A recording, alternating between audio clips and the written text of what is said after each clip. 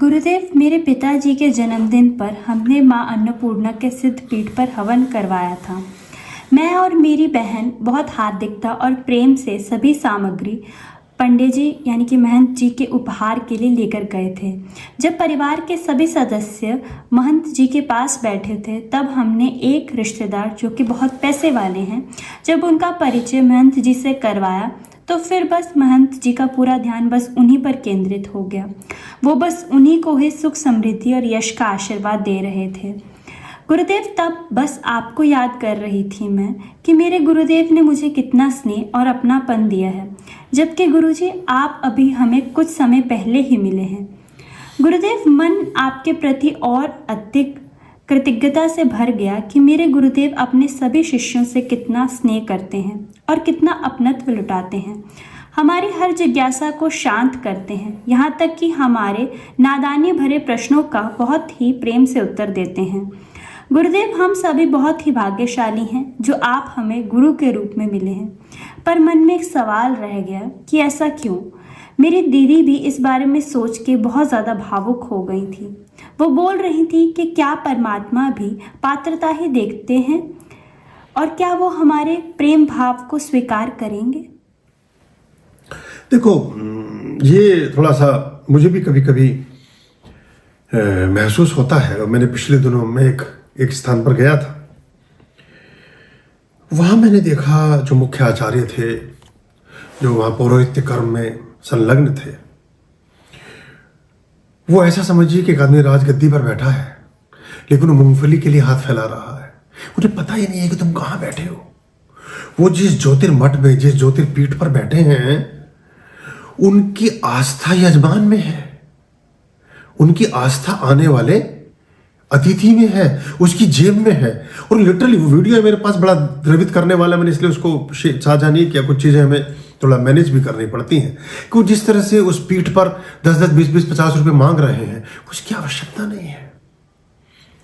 कारण ये है, जैसे ही यजमान को भगवान माना, भगवान ने अपना अपमान माना, और भगवान ने जब अपना अपमान माना तो आपको शून्य संधान माना। अब आप जीरो हो गए, बात खत्म हो गई। आपको पता ही नहीं कि आप बैठे कहाँ हो। आप वहां 1000 करोड़ रुपए मांग सकते हो, लेकिन आप वहां 100 रुपए के पीछे भागे फिर रहे हो पूरे मंदिर में। अब ये दृष्टि में विकास, ये दृष्टि को खुलने के लिए बड़ा आत्मबोध चाहिए। आप इससे एक गलत प्रेरणा भी जाती है, गलत संदेश भी जाता है। जो कम शिक्षित या थोड़े से दुनियावी प्रभाव वाले लोग हैं, जो वो उसमें फिर शिकार हो जाते हैं। जो तथाकथित आजकल की एक पीढ़ी हमारी आईटी, कंप्यूटर या बाकी चीज़ों में ज़्यादा वो रखती है, उन्हें लगता है कि ये यहाँ पंडित जी इतने जीवन भर यहाँ पूजा पाठ करते रहे, यही 10, 20, 50 रुपये मांग रहे हैं, तो भगवान जी हमें क्या दे देंगे। मतलब ऐसा विचार कई लोगों ने मुझसे साझा किया। तो ये हम उसका अनादर भी कर रहे हैं, उस पीठ का, उस स्थान का। तो जो सच्चा आचार्य होगा, जो सच्चा सदगुरु होगा, वो भगवान के लिए जीता है, वो यजमान के लिए नहीं जीता। यजमान चलाते हैं व्यवस्थाओं को। अब देखिए, बहुत से प्रकल्प, बहुत सी चीजें आप मिलजुल कर चला रहे हैं, बहुत अच्छा है। हम तो कहते हैं, हमारे जो अनुष्ठान होते हैं उसमें प्रश्न ये आता है कि गुरुजी आपके यहाँ से भी कुछ शुल्क की बात होती है। वो शुल्क पर और 100, 200, 500 रुपये आश्रम अपनी तरफ से सब्सिडी कर देता है। अगर आप कभी आकर, कोई भी आदमी आकर अपना हिसाब चेक कर सकता है। आपका आश्रम है वो, आपको जान छुड़ानी भारी हो जाएगी, आपको मुश्किलात में आ जाएंगे। आप आज भी इनकमिंग और आउटगोइंग का हिसाब बैठाएंगे तो आपको फिर समझ आएगा कि अच्छा, ये व्यवस्था ऐसे चलती है। तो जब हम अध्यात्म को सक्रिय रूपेण आत्मसात किया 20 वर्ष पहले, और हमने सोचा विदिशा में काम करेंगे, तो पहले दिन समझ आ गया था कि हमें क्या नहीं करना है। आपके प्रश्न का उत्तर दे रहा हूं, जो आपने भी कहा कि आपका, तो हमारी दृष्टि यजमान की जेब पर नहीं है, यजमान पर नहीं है, भगवान पर है। और उस आदमी के ऊपर दृष्टि भी भगवान की उसका हाथ पकड़ के भगवान के हाथ में दे देने भर में है, इससे आगे है नहीं। इसलिए बहुत सी चीजों में कई बार आपको लगता है कि गुरुजी बड़े रूखे से हैं, बड़े कुछ लोगों की नाराजगी और दूर चले जाने का कारण ही ये है कि हम हर समय वो तोता व्यवस्था नहीं कर सकते। अब वो संभव नहीं है, क्योंकि जैसे आप हमेशा रह सके वैसे हमेशा रहना चाहिए। अब मैं ऐसा हमेशा नहीं हो सकता हूं, और अभिनय मुझे करना नहीं, तो मैं जैसा हूं ऐसा ही हूं, पहले दिन भी और अंतिम दिन भी। आप नाराज हैं तो भी मुझे प्रिय हैं, आप प्रसन्न हैं तो भी मुझे प्रिय हैं, आप मेरे पास बैठे हैं तो भी मुझे प्रिय हैं, आप मुझसे दूर चले गए तो भी मुझे प्रिय हैं। आप परमात्मा के पथ पर लगे रहे, बस यही हमारा उद्देश्य रहता है। तो उस वजह से ये कुछ चीजें प्रतीत होती हैं, पर वो समझना चाहिए उनको। और वो जिन शक्ति कोई भी जो एक्चुअल मास्टर है वो इस ये तो सबसे प्राथमिक मैकेनिज्म है, धन का उत्सर्जन, शुद्ध लक्ष्मी का आह्वान और उस लक्ष्मी का, शुभ लक्ष्मी का उपभोग। ये ग्रेट मास्टर्स की प्राथमिक बिंदु है। पहली झलक आते ही सबसे पहले वर्ण श्री ही करती है।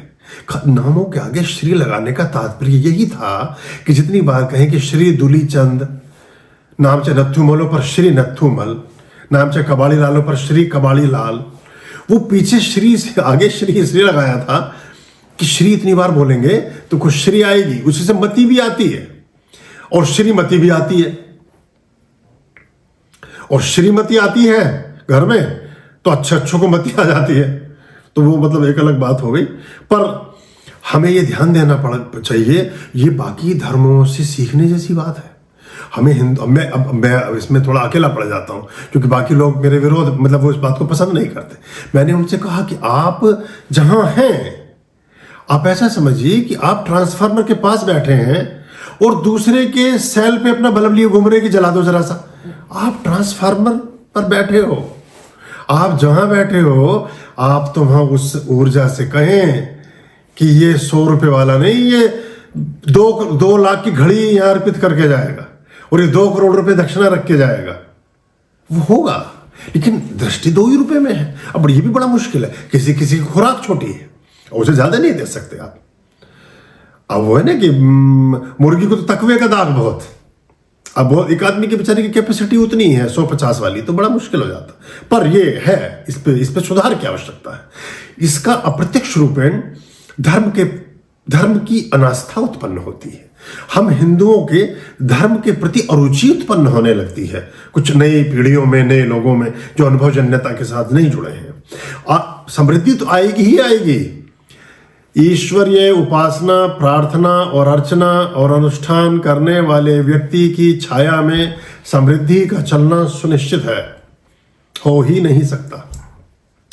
प्रस्तर प्रखंडों पर सोना चढ़ जाता है, मनुष्य की तो बात ही अलग है। मिट्टी के घास के घड़ोलों पर सोना चढ़ जाता है, आदमी की तो बात ही अलग है। बस ये इस बात का स्वीकार्य आना ये थोड़ा मुश्किल हो जाता है।